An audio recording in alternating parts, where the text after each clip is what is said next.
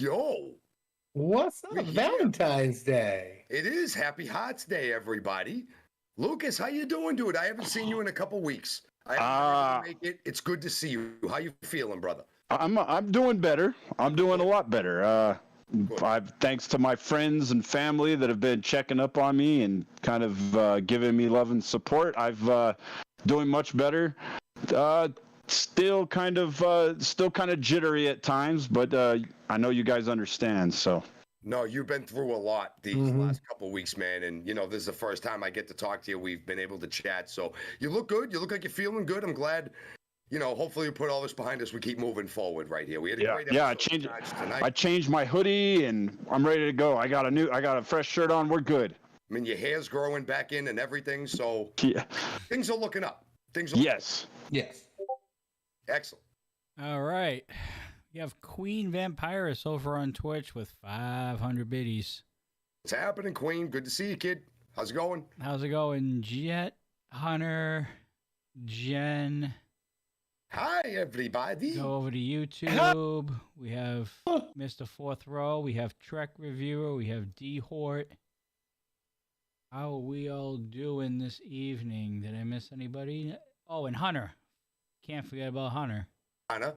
What's up, Hunter? Dude, Hunter put some sick CAW in the Discord. A creator wrestler guy. He put me in stripes. He put Johnny up there, a little more accurate Johnny, just missing the tats. He does really cool with these creator wrestlers and stuff like that. Go check out our Discord in the Deathdrop Army. Check out some of those things that he put up. Really cool. Yeah, we can actually. I want to see if he did a Dude's Battle Royal, which I won. The Dude's Battle Royal. I won. You did win. I eliminated Triple I last. Come on. But I threw Sunday out first. I had the first elimination. Just like in Colorado Cup in 2021, I had the first elimination. Got rid of Dean Fleming right in AEW. And now here we got first elimination in the first annual Dudes and Belts Battle Royal, and Sunday Night Savior went flying. Beautiful thing. Beautiful thing. All right. I don't see anything. I don't see anybody else hopping in or chatting at this particular point in time. So all the highs have been given out. How we do in RMP Faithful in general. And dudes, you guys ready for another episode? I am. All right. Ladies and gentlemen, welcome to another edition of the Dudes and Belts Recharge Post Show here on Twitch. I am your host, Johnny Deathdrop, as always, and boy, do we got a fantastic match to talk about tonight on Valentine's Day nonetheless. Before we get into all the action tonight, let's introduce the panel for tonight as we are full attendance mode here for the first time in a little while. On the top left, we have the one that lives way up there on the east coast of Maine, the inventor of the Beacon of the Week, the one and only Coastal Flippin' Crusader. What is up, everybody? The Crusader is back from his jaunt to the Great White North to do some bowling, back to watch Charged and talk about it with the dudes. Bro. And on our right, we have our resident masshole himself, Wicked Pisser Master, the one and only Rocky Pins. Promoted to the Wicked Pisser Master. I will take that. It's good to be here tonight. A little bit under the weather tonight. Wasn't able to go to training, so we stayed home, watched the show, and we're about to give you guys an hour-long recap of the show. Stay right here. You are not going to want to miss this. It's good to be here. Good to see you, Lucas. And, of course, the man on the bottom. He is the voice of Ignition every Thursday night on YouTube. He is the encyclopedia of Rocky Mountain Pro, the one and only Lucas Bradwell.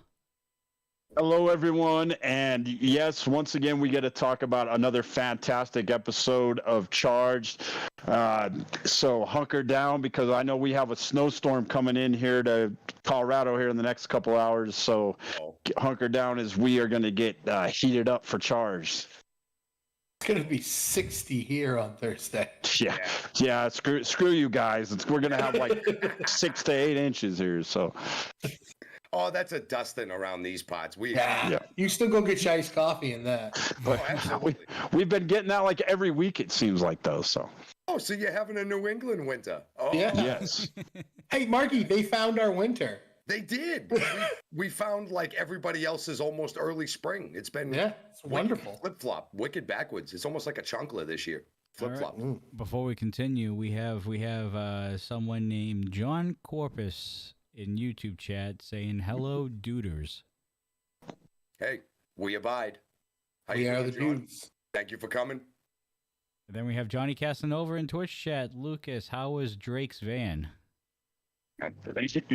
Oh, really? Really? Dude, Casanova, listen. You need to take a long walk off a very, very short pier. Okay? You need to take a very, very long walk off a very, very short pier right now. Stop. And knucklehead. Lucas, dude, I'm sorry. We can't control stuff like that. You don't need this stuff. Yeah, that was Johnny, let's get potentially the my show- fault. That was potentially my fault. No, it was always Johnny Casanova's fault to me. Yeah, no, it's Casanova's fault for sure. That can we get him a concrete mask? And just Get him a step stool. Get him that mask from the Man of the Iron Mask. yes, so we never have to look at his face again. What a jerk! All right, I'm okay, guys. You Give me okay, a Lucas? rifle and send me. I'm all right. Yep. All right.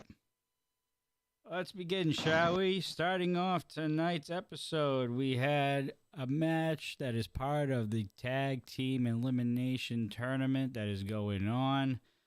Obviously, the last team that is left in this tournament without a win, that team is going to have to be disbanded. So basically every tag team match right now on this program up until possibly Never Broken counts for every tag team that's still in this tournament. Hugely.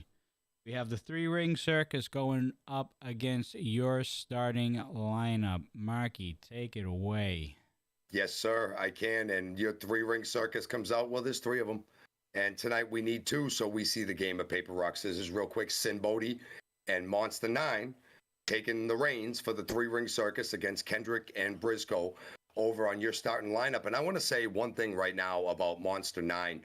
I don't know if we can call him Monster 9 anymore. We have to call him like Monster 6.5. Yeah. He looks great. He has completely shed so many pounds. I think they said 60 pounds off. He looks amazing. He looks fit. He's faster. He's stronger. He looks amazing. So kudos to 9 for taking care of business. And Sin and 9 have a very good partnership together. The 3-ring is wicked tight. But then again, so isn't your starting lineup. Well, we see Kendrick and we see Sin Bodhi getting it off on the start. A lot of power display from the both of them, but very evenly matched between the 2 of them. The big man Kendrick hanging in there with the experienced veteran and Sin Bodhi. Kendrick does gain a quick little advantage, tags in Briscoe, but then right there, that's when Sin Bodhi goes to work. Briscoe tries to get quick on him, and Sin Bodhi just captures him in the corner. I think Briscoe had gone up for the 10 punch. And Sin has seen this many times. He grabs Briscoe's by the hair, by the dreads, pulls him down so the turnbuckle's on the back of his neck, kind of like stuffs him there, gives him a few slaps of doom on the posterior over there, and then the big kick directly to the face into the turnbuckle. And that just sets the tone for the rest of the match here. 3-ring circus looking very, very coherent. Fast tags in the corner between Monster 9 and Sin Bodhi. Monster 9 just powers Briscoe Crown around the ring. Couple shots, nice Beal gets him back in the corner. Quick tag to Sin. They're in now. Finally, Kendrick can't take it no more. He can't see this. Briscoe's just getting owned in the corner. Big man comes in, and now we got a melee. We have all 4 guys in the ring, and everything is going crazy. You see right here on the side here, you'll see Monster 9 has Briscoe up almost in a power slam position. Kendrick comes right into 9 with a big old boot, takes both of them out of the ring. But Sin Bodhi's standing there waiting for Kendrick to turn around and eat a double arm DDT. And the 3-ring circus win this match and are safe from being forced to disband thanks to these tag team rules. Coastal, you're the tag team dude. Have we seen a tournament like this? Like, this is a really interesting dynamic. Yeah. Some really, really cool teams here that one's going to be forced to break up. Yeah, this is a tournament unlike any other where if you win, you're out, but you don't want to be in. That's for sure. Right. So what I'm worried about, and I said this, I think, last week, your starting lineup is now very, very close to no longer being eligible to play at all in the games. And this is what I'm worried about, because if you look at who's left, one of those teams is the OGs. When you have an XP bar that big going up against a tag team like your starting lineup, who are both very young, I worry if that's an elimination match, and I worry that we may be seeing the end of your starting lineup. Coach needs to come back from whatever assignment he's on, because right now they're falling in the standings quicker than the Red Sox with a playoff lead. Ain't that the truth? Lucas, what do you think? Well, so let's break it down for everyone. So we already have 3 teams that are safe. We have West Texas Legacy, they're safe. Team Chocolate's safe. 3 Ring Circus saves themselves tonight. So it's down to the OGs and your starting lineup. So yeah, those that you make a great point. This could be the end of your starting lineup, because the OGs have the experience advantage, no question about it. But and I'm sure we're going to talk about this a little bit later on, there seems to be a little fracture in the OGs too, because of what's happening with my broadcast partner, Derek Stone, and the return of an old fling. Yeah, well, it's going to be very interesting to see what transpires the next couple weeks with these. One of these teams is going away. Yeah, Derek Stone, friend who appears to be from Saturn. It appears to be. I don't know. Hey, at least he's keeping it clean in the back. Yeah, I'll explain that little relationship to you guys later on. Yeah, there might be some more to that we may not be familiar with. Because please tell me that there is. Because otherwise, whoa. No, there's a history here. Oh, now I'm more worried, but okay. I know. I don't know which one's scarier. All right, we break off from the 3 Ring Circus's victory in the opening contest of today's episode to Remy D talking backstage about Manny Lemons and Reka Tahaka. Also, yeah, he isn't. Oh, sorry. Go ahead. Yo. Oh, I thought you were going. Never mind, Marky. Oh, no. Sorry. No. We see Remy D is still very upset at Manny Lemons for stealing his jacket the other week, and I don't blame him. Who goes in the locker room? Coastal, you played on a lot of teams. You leave your stuff in the locker room. We all have baseball, football. Somebody goes through your bag and takes your favorite practice jersey or even any one of your clothes. Like, that's just a violation. You don't go anywhere near the guy's stuff. So, I mean, I think any one of us would be just as pissed as he absolutely is. And now we find out tonight that he has to wrestle Reka.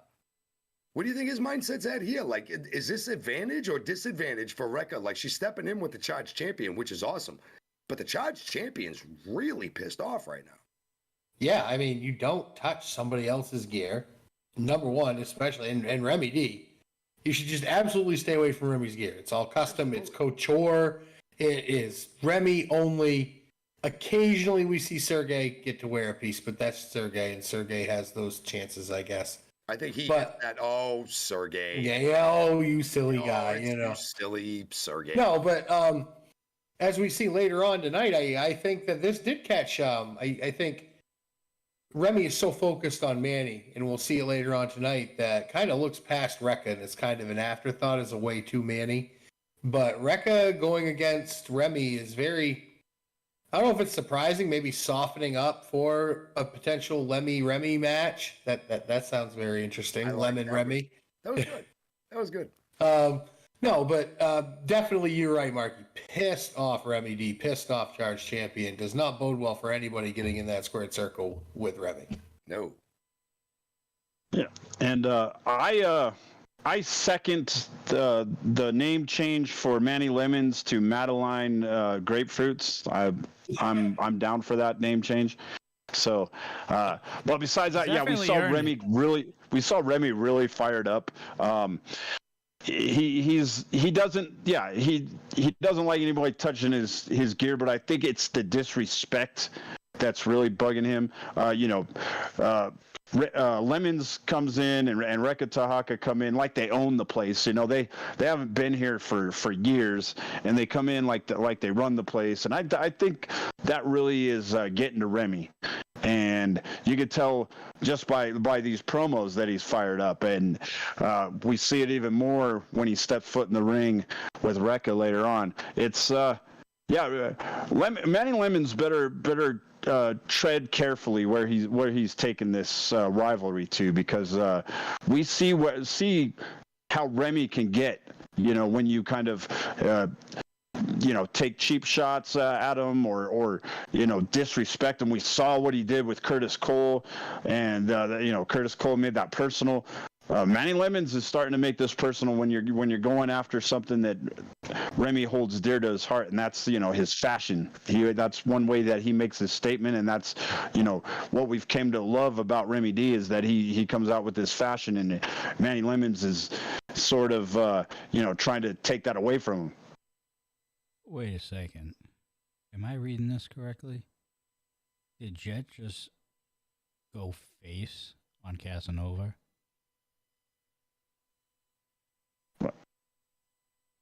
Wow.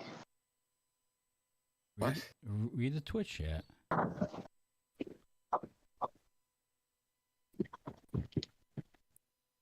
you guys didn't have Twitch chat in front of you, did you? No. No. Ooh. Jet doing the old flip-flop again. I got like 8 devices on my Wi-Fi in my house. I shut off a bunch of them. So do you want to read that for everyone? Yeah. So I'm trying to find, because that's when Casanova said that. Guys, stop teaming up on Johnny Casanova. He doesn't have his brother here to help him. Oh. And then that's a veiled shot. And I have Casanova over here saying Jet flip-flop again. And then the next comment is Jet saying, Johnny Casanova, I didn't say anything against you. I was telling them to stop teaming up on you as your brother isn't here. And then Jet responds again, and this is the kicker right here. Casanova, and we all know your brother is the brains of the team. Oh, wow. I think he flopped again, boys. I stand with Echo. We of the delegation do not endorse the opinions of Jet. Yes. Yeah. We will fully take care of Johnny Casanova in Twitch chat should it become necessary if he pops in and starts spouting out more verbal diarrhea at our good friend Lucas. Over here, our honorary dude. We do not care. He has his tag team partner on his face right now. He's probably wearing the mask. So now JK Pop is actually a 3-man stable and not even a tag team anymore, because we've seen the mask come into play more as a pivotal character than Johnny Casanova, to be honest. He's just lucky he's wearing it at this point. So Jet, thank you, but nah, Casanova deserves all of it. Don't go to bat for him. And then Casanova just said, it's Jet time of the month. It's Jet's time of the month, basically what he said. Johnny. Bro, dude. Yeah, I like Jen. We need a exclamation point disclaimer, like a command. That there's an absolute disclaimer. Yeah, we need a bunch of legal jargon that follows it to, just to cover everyone. Doesn't Hunter do that every week, though? This is right there. Yeah, we need that. We just need to have that word, that verbiage, as soon as you type it up, and it's just there so everyone can read it. I'll see what I can do. Hunter's disclaimer, as he's been saying every week, the views and opinions of Jet does not necessarily reflect those of the Dudes and Belts or RMP's Canadian fan base. I think that's exactly what needs to be perfect. If somebody types in exclamation point disclaimer. Yeah. And then we have hashtag flip-flop Jet trending on this channel right now. So, I got a merch idea now. I know, right? I might go to Dollar Tree and just write in Jet on a bunch of flip-flops and sell them. All right. I'm surprised Jet's not a Sky Hossman fan. I figure he'd jump right on that low-hanging Supposedly fruit, he is, but Sky Hossman's also with J.K. Pop in the law office, too, so. Well, Ergo. Oh, stop it. He was wearing an Ergo. They were wearing Ergo shirts tonight. Air no.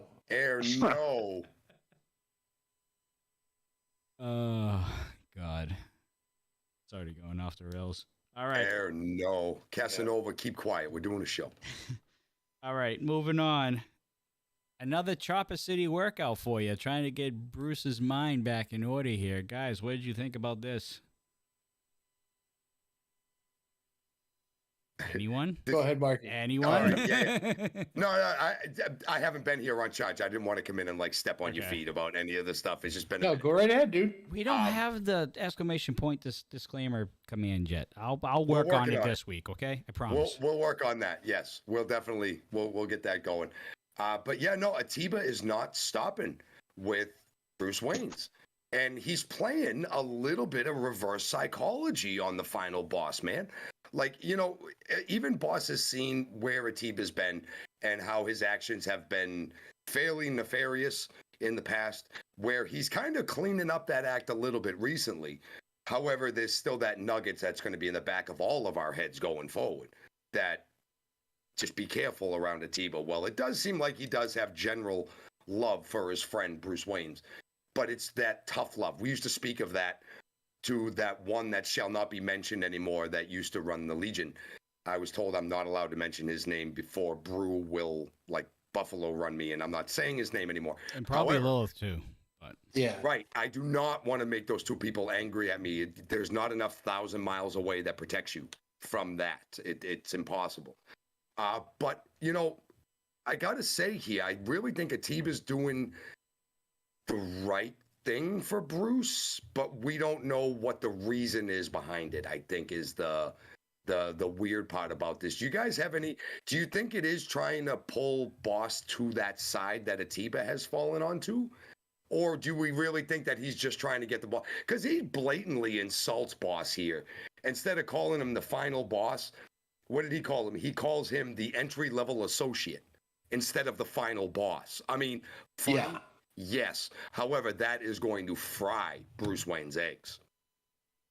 And it does. I mean, I think he absolutely is trying to get him on the side of this new way Atiba is conducting business, because Atiba still is having issues trying to get himself to the victory lane again. He has done all this, and he really has tried to, you know, go low, if you will, on numerous occasions to get up in the standings. And he did get himself a title shot, but he couldn't cash in. Now I think he knows he needs maybe more help. So he's trying to convince Bruce Wayne's with all of his might to come join him in this new way he conducts business. He thinks Chopper City needs a new maybe charter, if you will, for the city council there. And he's just doing everything he can to try and convince Bruce to think the way he does. Yeah.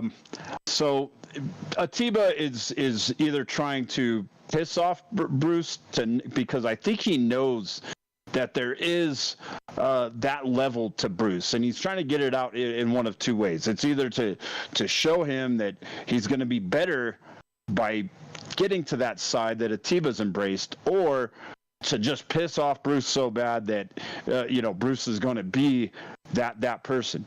And we see that poor guy in the background get hit with that chair.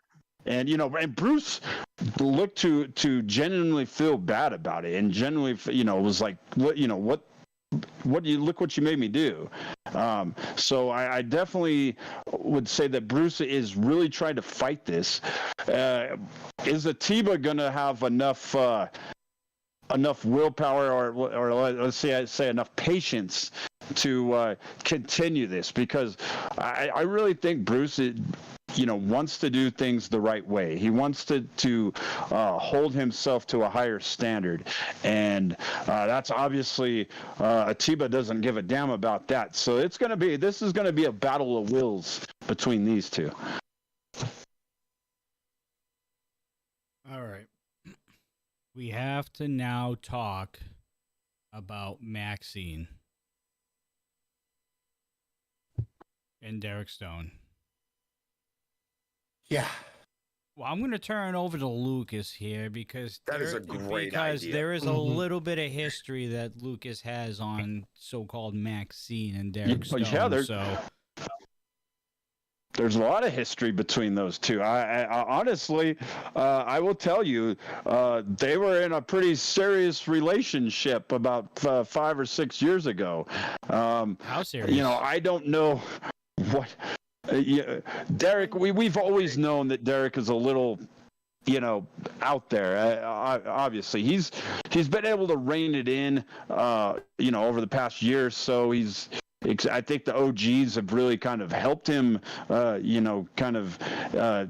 keep that craziness down to an acceptable level and a functional level. He's, been really good at commentary for the most part, but I have started to notice some things that he's been saying. He was mentioning that about the leprechauns living under the table at commentary the other week.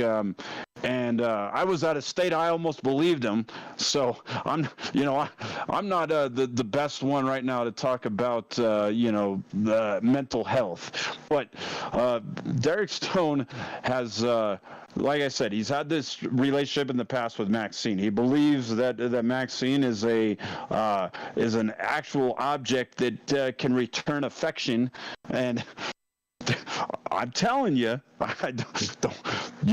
don't shoot the messenger. I'm just telling you that's that. No, hey, to each their own, man. I hope that Derek is very happy reuniting with an old friend, and he seems maybe it will get him focused, and he can come back and help out the OGs continue to be a tag team. Because they're going to have. That's what we're hoping. Yeah, I mean, Derek, I'm glad you have reunited with a friend. Ooh, okay. Best of luck, Mr. Stone. From the man who used to yell at light fixtures to the man who loves cleaning apparatuses, and it's his close friend. Best of luck, man. No judging here, but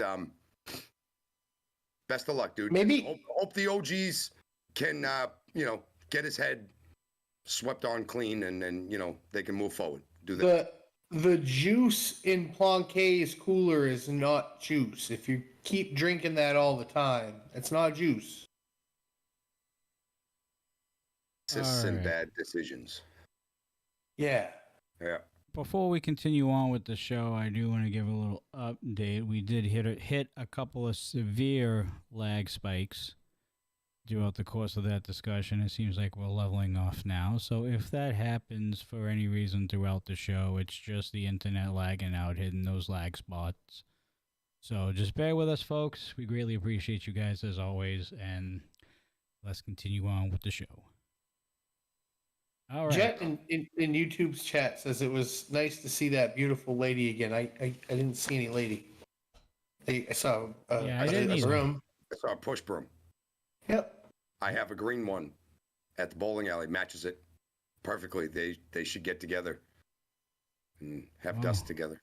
It is Valentine's Day. It is. That's why I'm thinking. You know what I mean? Mm-hmm. So yeah, we definitely need that disclaimer for Jet now. After that comment. Yeah. Okay. Gotcha. All right. Moving on. Yeah. You got to get on that, bro. Yeah. We have Larquette's action for you here on this episode of Charge. We had Skylar Slice going up against Lilith Grimm. Boys. Yeah. There was a lot that happened during this match, and some spots were, dare I say, freaky. Yeah, there was some things happening in this match. Mainly, there were two of the biggest Larquettes in the division, the hardest hitting Larquettes in the division, going one-on-one in the squared circle, and they brought the wood to each other for a lot of this. We see a lot of suplexes, a lot of strikes. We see Skylar with a big roundhouse back kick. We see Lilith Grimm kick out of an Alabama slammer, which I thought that was the end of the match. They're snapping her down, and then we start. I don't know if Lilith bumped her head there, or we start seeing her start smiling and twitching, and perhaps the darkness that we know is in there maybe starting to come out. But it aids her a lot in this match, because when that starts happening, she starts getting the advantages back. She starts really powering through, and she's able to hit that Lilithine on somebody the size of Skylar Slice with that much strength. that just goes to show what Lilith, with maybe this darkness aiding her, as they've said, let it out a little bit, nurture it, try and work with it. Well, tonight she seemed to harness it. It seemed to help her. It did, and it got her past Skylar Slice tonight. I want to say, though, this was eerily similar to when Noelle had been rescued.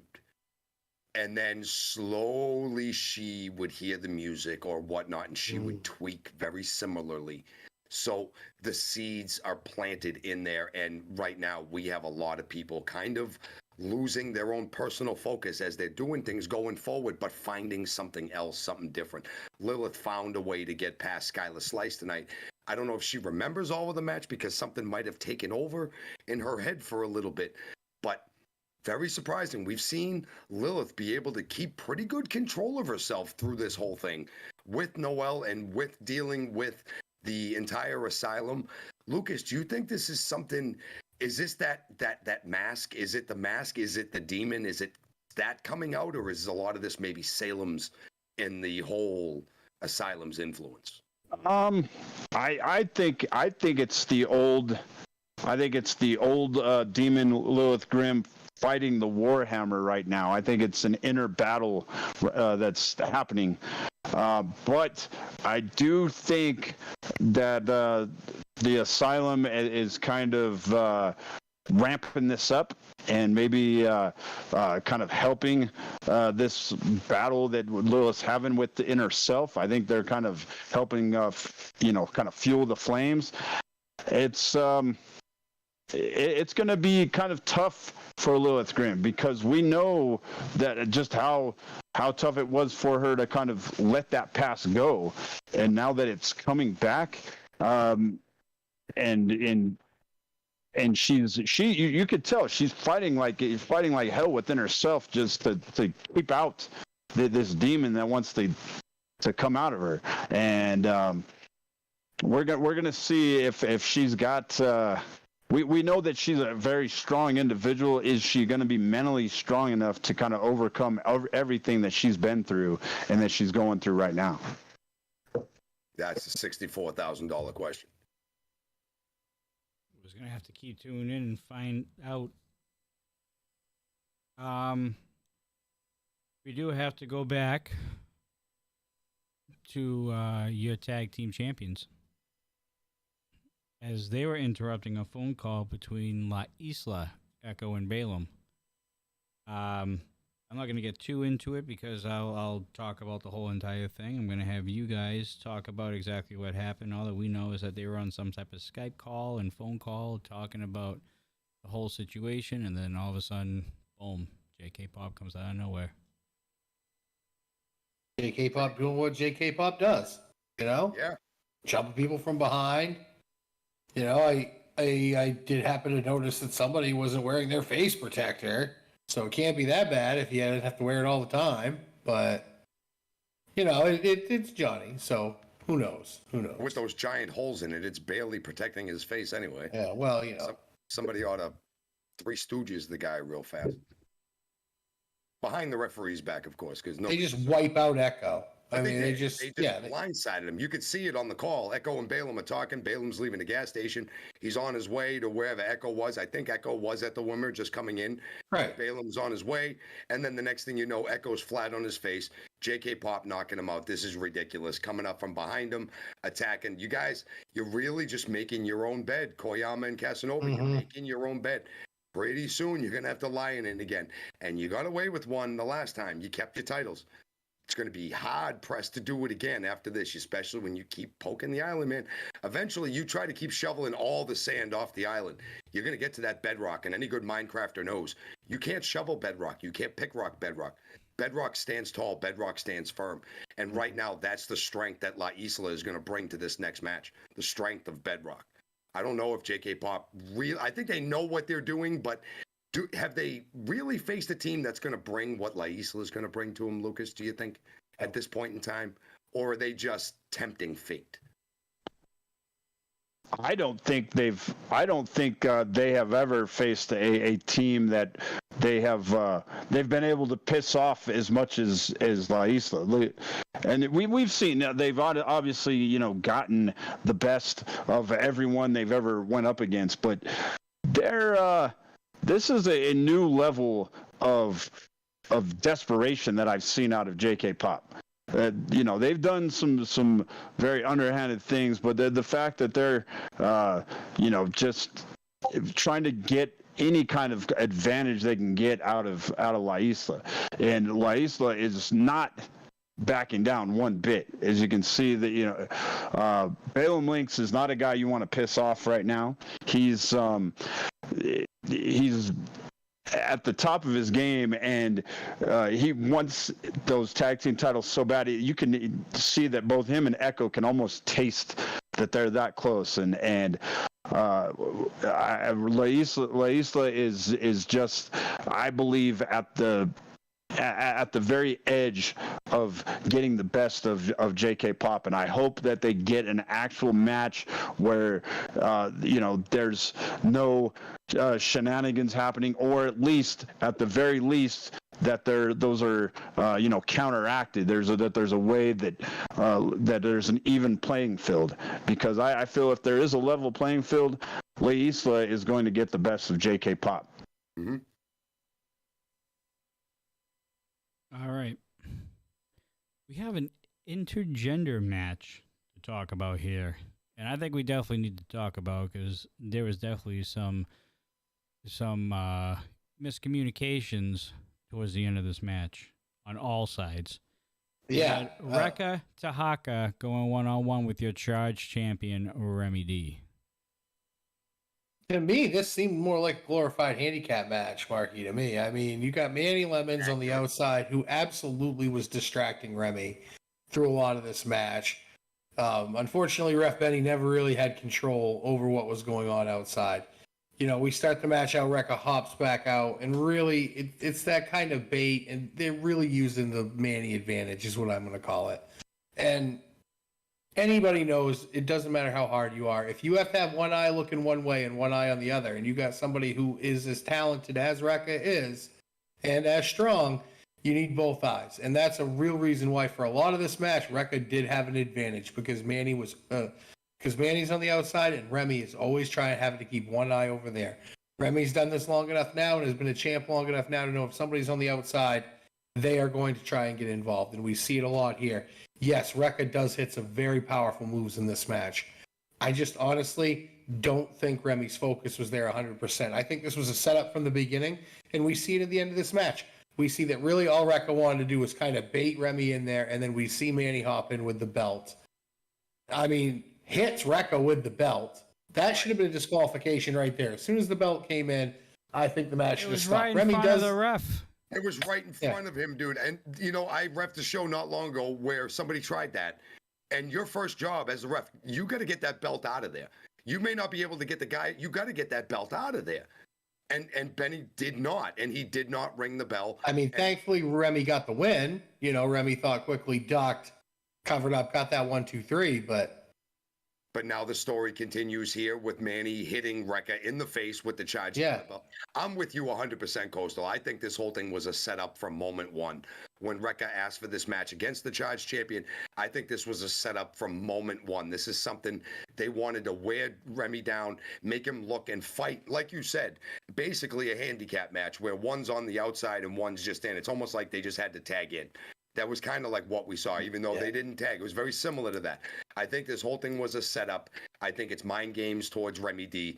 I'm going to tell you right now, that is one dude that it is going to be very and almost nigh impossible to play mind games with Remy D. He's too good. He's got too much flair, and he has the Charge Championship, and nobody looks better with that belt than he does right now, and he is not letting that go anytime soon. Lucas, man, please and thank you. Please give us some history on Manny and Rekka and why this is such the big ordeal that they come back and go after Remy this hard for the Charge Championship. You've said it before. They just come in and walk in like they own the joint. Do they really think they own the joint after this long?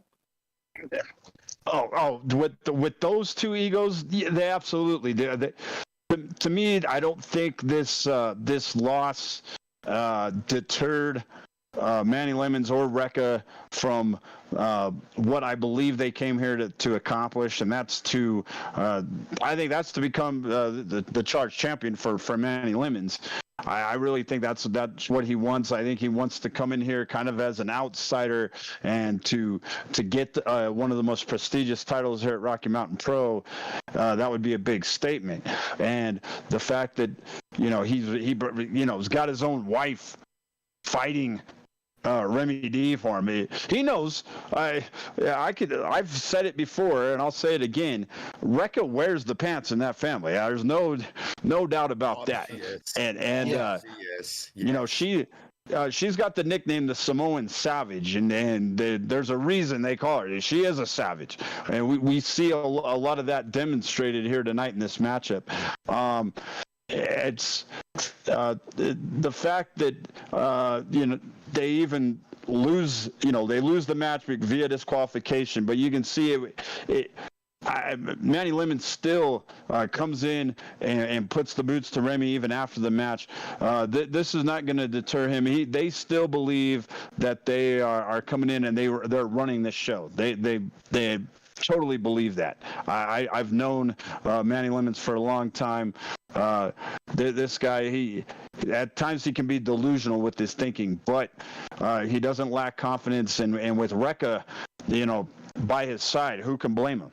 This is not going to be easy for Remy to try to battle this power couple, because even though if you're going to face one of them, you're eventually going to have to face both of them. Hey, chick can fight. There's no doubt. Rekka can fight. She can go, and I'm sure Manny can go too. But they're going to have to deal with somebody eventually in a one-on-one capacity for that title.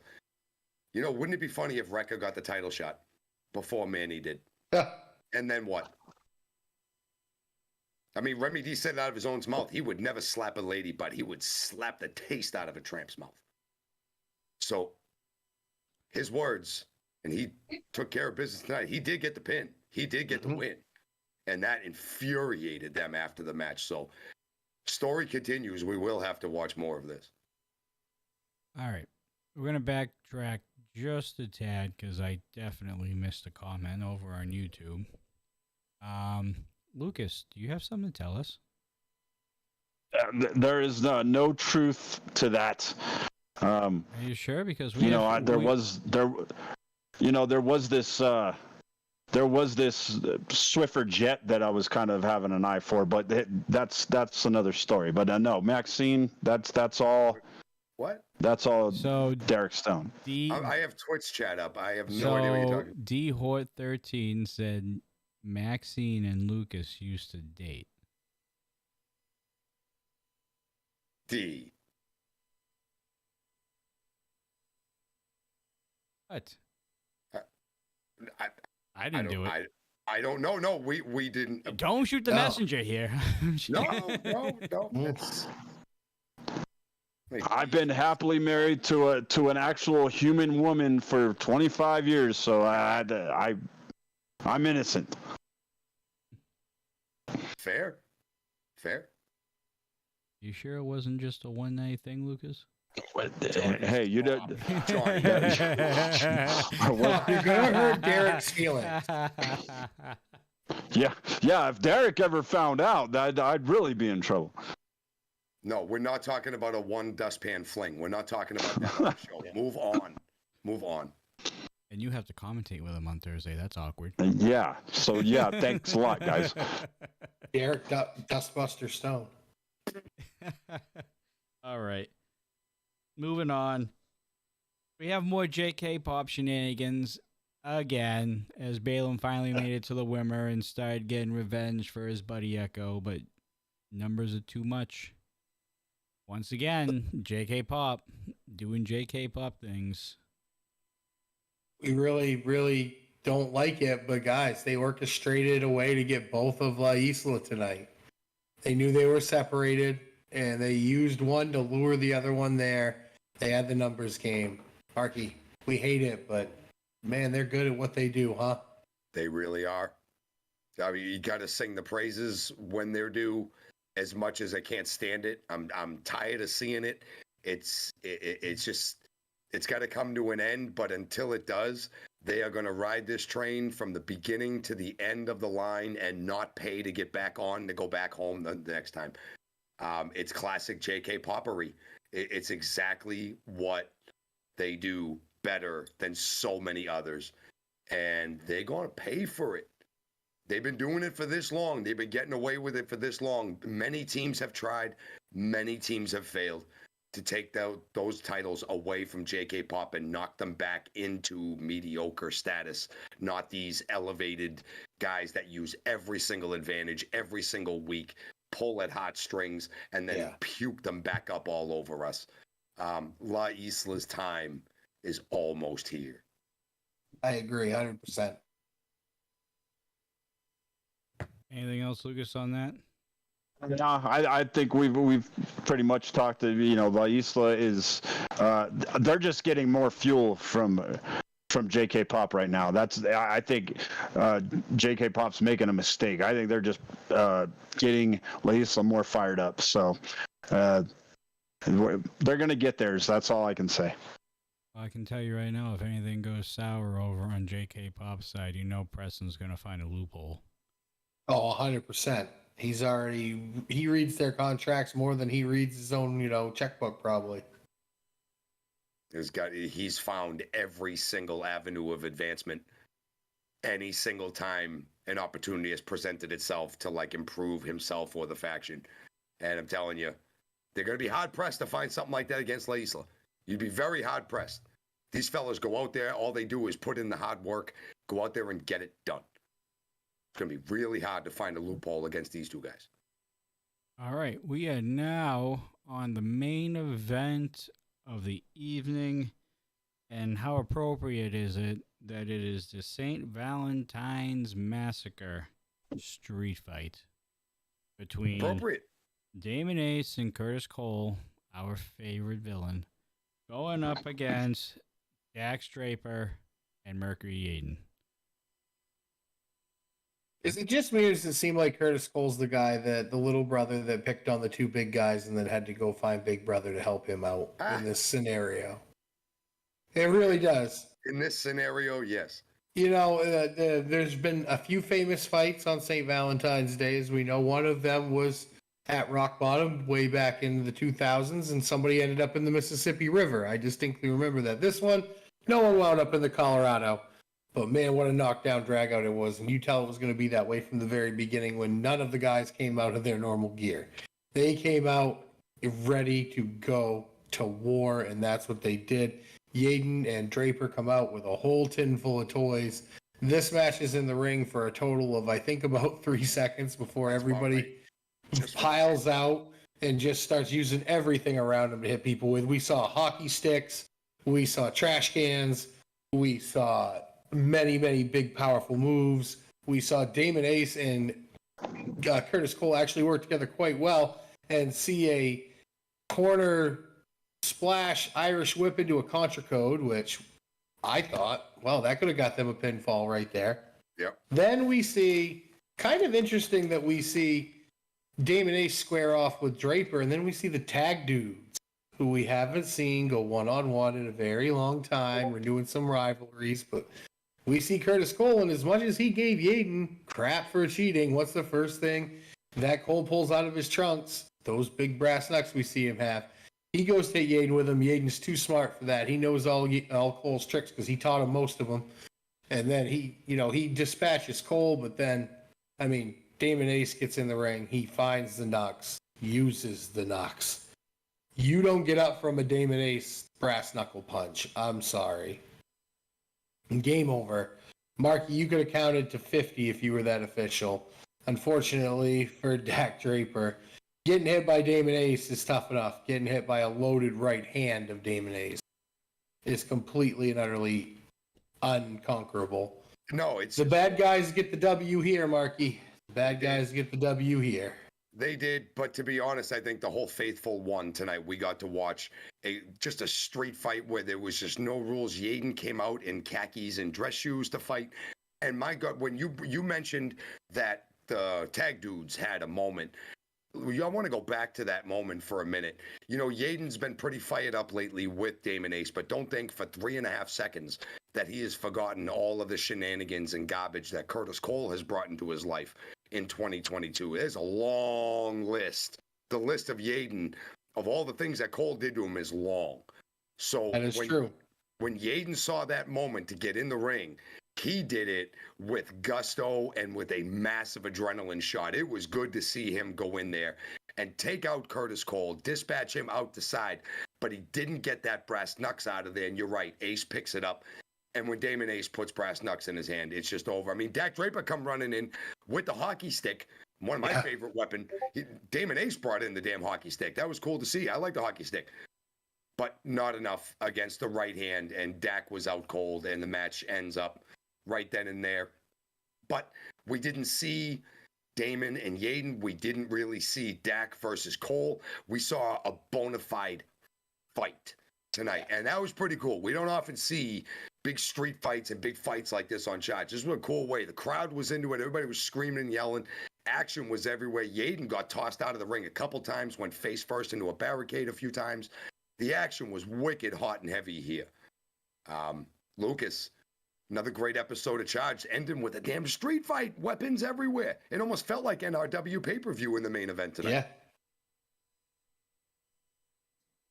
You're muted, sir. But Lucas, you're muted. You're muted. Sorry. Yeah, this is going back to the old days of kind of, you know, the early days of Yaden. You know, Yaden started under NRW when it was no rules wrestling back in Ohio. Yeah, so this is right up his alley. This kind of takes him back to his early days. We know that all the other guys have experience in this type of fight. Dak Draper, he's been in some classic wars, in his Rocky Mountain Pro history, and we know exactly what Damon Ace is capable of. And Curtis Cole, as much as, I can't stand him and he makes me want to puke, he is capable of pulling out any trick in the book in a fight like this. So you get 4 guys who are capable of anything, and you're going to have chaos like what we saw. You did mention, though, we didn't really get to see, kind of the one-on-one battles between Mercury Yaden and Dak Draper. I'm sorry, Mercury Yaden and Damon Ace, or Curtis Cole and Dak Draper. Those have been kind of the 2 rivalries that have been heating up. Really didn't get to see much one-on-one, confrontation between those guys. So you got to think that they all left with a little bit of a little bit of unfinished business after this match. I know that Damon Ace, got the victory with those brass knucks, but you got to think he wanted to get a little of his hands on Mercury Yaden more. Yaden obviously wants to get his hands on Damon Ace some more, and there's just been a lot of hatred between Curtis Cole and Dak Draper as well. So, yeah, even though they got some aggression out, you got to think that there's still a whole lot of feeling that none of this is even close to being over. No, this was just kind of like an appetizer before dinner. This was just your potato skins before you got your steak and potatoes later. Yeah. I can't wait for them steak and potatoes pretty soon. Never Broken is going to be amazing. All right. And that's going to cover episode 330 of Rocky Mountain Pro Charge. Final thoughts on this episode, gentlemen? Another quality episode. More furthering. We get to see Remy and Manny. That's continuing. Didn't get squashed tonight as far as I'm concerned. Remy still has revenge on his mind, and I can't wait to see Remy get his hands on Manny left. A lot of things going on. I'm hesitant to bring up what we haven't talked about just yet, but we have to a tiny little bit. We saw Sledge in his quest to further himself to become the new Rocky Mountain Pro champion against that psychopath. There's a lot of story here. We've been reminded of it. We see it going forward. I'm trying to be as delicate as I can, but we must talk about it a little tiny bit. Lucas, I'm very sorry. But going forward, there's going to be a lot more story here. We're going to have to figure out Sledge is a pissed off individual right now. Somebody's helping Drake. We saw it tonight in these promos. Somebody's running these lights. He's out there when they go off. That's a very valid point, Coastal.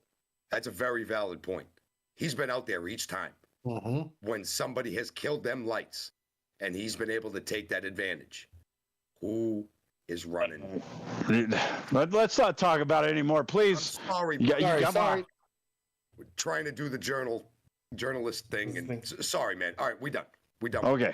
Yeah, I don't think anybody's helping them, guys. There's something supernatural about when David Drake is in a ring. I don't know how to explain it.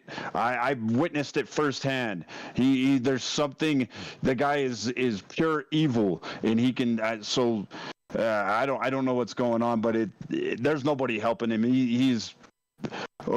No, there isn't anyone crazy enough to be able to help him. That's but so bring it so up. You guys got me going. Thanks a lot. But I'll get over it. I'll get over it. But here, I'll give my final thoughts on this episode. I'm glad that we got some. We're getting more continuation for Never Broken. Never Broken is starting to shape up to be another banger of a pay-per-view coming up. It looks like we're gonna have a finals of our tag team tournament to see who gets out, because it looks like it's coming down to the OGs and your starting lineup. And one of those tag teams is not going to be around after Never Broken. That we know for sure. So that's going to be, and I'll be honest with you, I haven't been the biggest OGs fan, but I do respect them, and if they happen to be the tag team that has to be broken up, that'll be kind of tough to watch. It'll be extremely tough to watch if your starting lineup has to break up. So I'm looking forward to that. Yeah, I don't want that. I don't want. Yeah, I'm looking forward to that. To that match, we see that we've got Mercury Yaden and Damon Ace is official for Never Broken. So we got a lot of things already set in stone for Never Broken, and I believe that we're just going to continue on seeing all this build up for the next few weeks here on Charged. I'm really curious what the stipulation for that match is going to be for the NRW title this time. With Damon and Yaden, I'm very curious to see what that's going to be. And let's not forget, there's also a couple things that we have to keep our eyes on going forward up until Never Broken. We got to figure out what's going on with Dax Draper and Curtis Cole. I know they tussled tonight, but you bet your ass that's not going to be the end of that. No. And we also have to pay attention to Lilith Grimm and the Asylum very closely. Especially now after the incident tonight. It was interesting. So there's still a lot of questions going into Never Broken, but that's the beauty of Rocky Mountain Pro. You just never know. All right. I think it's about that time that we start plugging some of these shows that are going to be coming up next month, shall we? Yes, sir. All right. Before we talk about Never Broken, we need to talk about something that is also going to be happening that same weekend as well, and that is the Rumble at the Loud House at the Ball Arena on March 10th. So make sure you get your tickets to the Colorado Mammoth that day. It's the professional lacrosse team, defending champions, I might add. Yes, National Lacrosse League champions, baby. Yeah. Right. So Rocky Mountain Pro will be on immediately after the game. Make sure you get your tickets at the Ball Arena box office or online, probably StubHub, Ticketmaster, wherever the third-hand sites are that sell the tickets. Make sure you get your ticket and be there for when Rocky Mountain Pro invades the Ball Arena that day on March 10th. Obviously, I could be there for that. That's going to be awesome. By the way, no, it's a great time. Yeah. Of course, it's a nice little warm-up going into at Never Broken, which is going to be the day after. It is wrong one. Friday. Is it Friday? Is it Friday or Saturday? Friday is the Rumble at the Loud House. That's March 10th. Oh, okay. So the pay So the pay per view's on Pay-per-view's on a Saturday. Saturday. Ooh. Yeah, Saturday, because we're doing Charged on a Sunday. So. Okay. Okay. So Saturday, March 11th, will be Never Broken, ladies and gentlemen. VIP doors will open at 6 p.m. VIP matches and the pre-show will start at 6:15 p.m. I believe the pre-show will be on YouTube, Lucas. That's correct. Yes. Yes. So you'll be able to see the VIP matches live on youtube.com/Rocky Mountain Pro. Make sure you tune in at 6:15 Mountain Standard Time. General admission doors will open at 6:45 p.m. with the bell time of Never Broken starting at 7 p.m. Mountain Standard Time at Inglewood, Colorado at the Wimmer Arena. And then, of course, you have your Charge tapings the day after, Sunday, March 12th. Doors will open at 4:30 p.m. Mountain Standard Time with a bell time for those Charge tapings beginning at 5 p.m. Mountain Standard Time. And the caveat for this month's Charge tapings is... Got a gift for you guys. Ladies and gentlemen, you guys get to show up at the Wimmer Arena completely naked of money because the event is free the entire night. Free 99. As Remy would say, it's free 99. Yeah, free 99. Did you say they could show up naked of money? Yes. That is good. I'm using. Well, no, they can't. They got to bring money to go see Mr. Fourth Row at the merch stand so you can get your Rocky Mountain Pro You t-shirts, know what? your souvenirs. Valid. Okay. Then you got to go see, is it Tommy? No, Tommy is the towel boy. Timmy. It's Timmy. Timmy is the concession guy, yes. Timmy, the concession guy. You got to get your pizza. So again, it is a free Charge taping event Sunday, March 12th in Inglewood, Colorado at the Wimmer Arena. If you guys are in the Denver area at all during this weekend, make sure you check out all 3 of those events that are going to be happening that week. Also, of course, every Thursday, Rocky Mountain Pro presents Ignition, the only live interactive professional wrestling show on the interwebs.